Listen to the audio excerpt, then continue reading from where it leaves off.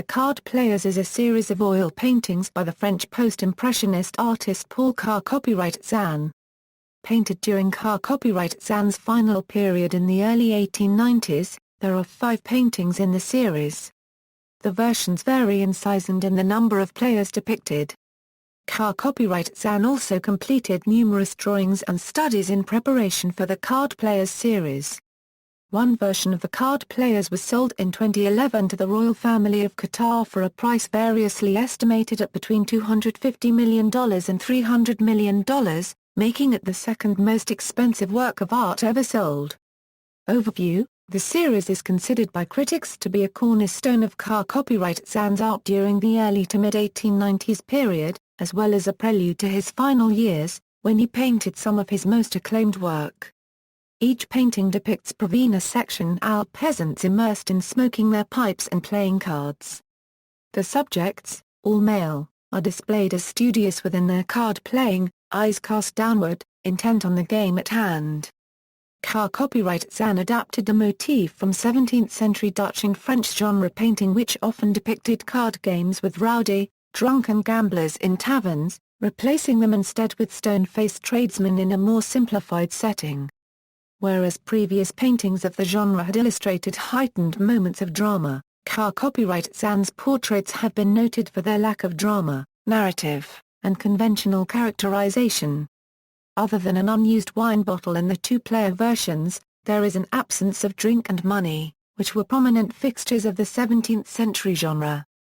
A painting by one of the Lenain brothers, hung in an Aix-en-Provence museum near the artist's home, depicts card players and is widely cited as an inspiration for the works by Cézanne. The models for the paintings were local farmhands, some of whom worked on the Cézanne family estate, the Jas de Bouffan. Each scene is depicted as one of quiet, still concentration. The men look down at their cards rather than at each other, with the cards being perhaps their sole means of communication outside of work.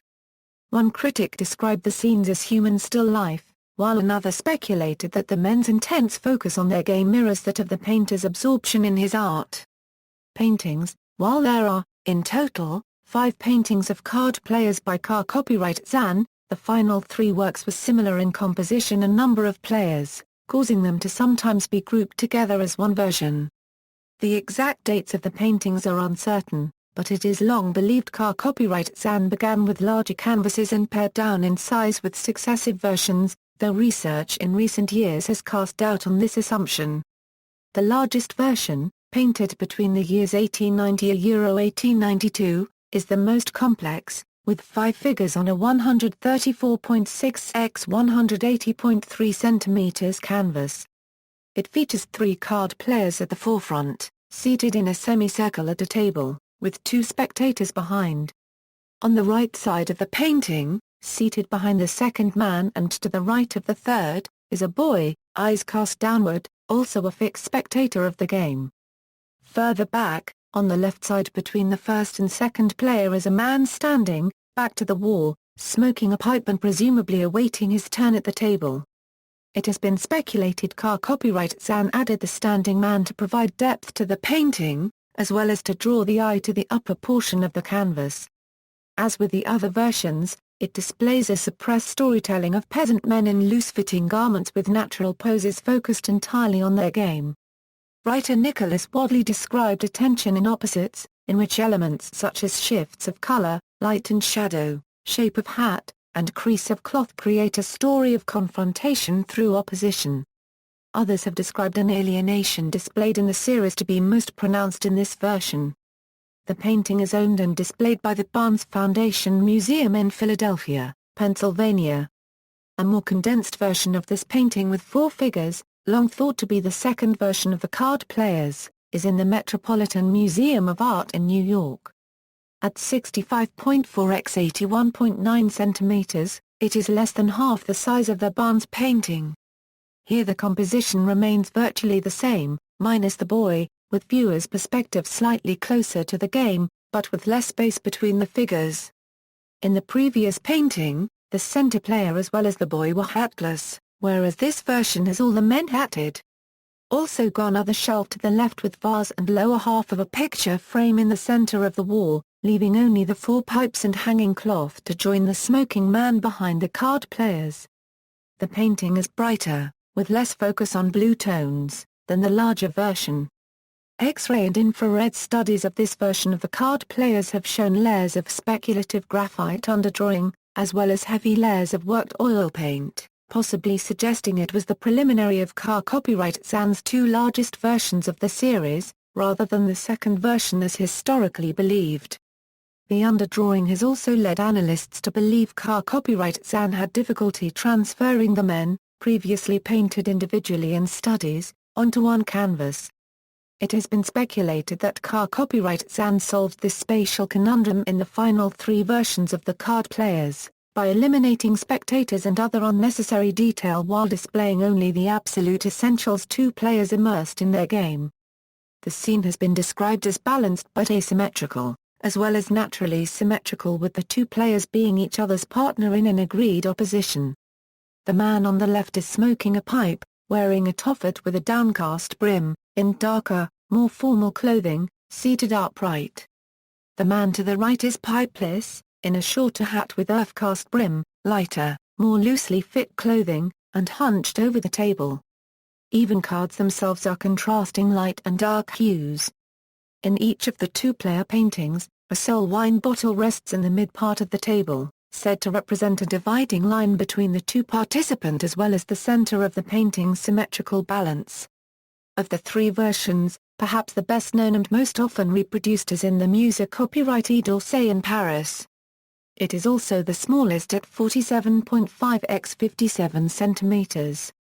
The Orsay painting was described by art historian Meir Shapiro as the most monumental and also the most refined of the versions, with the shapes being simpler but more varied in their relationships. It is the most sparsely painted, and generally considered the last of the card players series. There is a shift of axis to the scene, in which the player to the left is more completely in the picture, chair included, with the appearance of being nearer to us. His partner to the right is cut off from the scene at his back, and the table is displayed at an angle to the plane. Critics have described a deception of restraint in car copyright Cézanne's use of color. Gradated area of thinly applied, priming color used for solid forms and their appearance of structure is met with lilac and green used to liven the canvas, as well as the bright, deep color used on the lower half of the tablecloth. This version of the series was also part of a high-profile theft of 8 car copyright Cézanne paintings from a traveling show at Aix in August 1961. The most valuable of the stolen works, The Card Players, was released as a 4-color postage stamp by the French government in recognition of the loss. All of the paintings were recovered after a paid ransom several months later. The other two-player paintings are in the Courtauld Institute of Art in London and in a private collection. In February 2012, Vanity Fair reported that the Royal Family of Qatar had, during 2011, purchased their version of the painting for a record price variously estimated at between $250 million and $320 million from the private collection of Greek shipping magnate George Emberikos. Studies and sketches. Car copyright Cézanne created a substantial number of studies and preparatory drawings for the Card Players series. While it had long been believed he began the series with the largest paintings and subsequently worked smaller, 21st-century X-rays of the paintings as well as further analysis of preparatory sketches and studies has led some scholars to believe car copyright Cézanne used both the studies and the smaller versions of the Card Players to prepare for the larger canvases. Over a dozen initial sketches and painted studies of local farm workers were made by car copyright Cézanne in preparation for the final paintings. It has been speculated his models sat for the studies rather than the finished works themselves, and the painter possibly sketched preliminary work in an ex-cafe.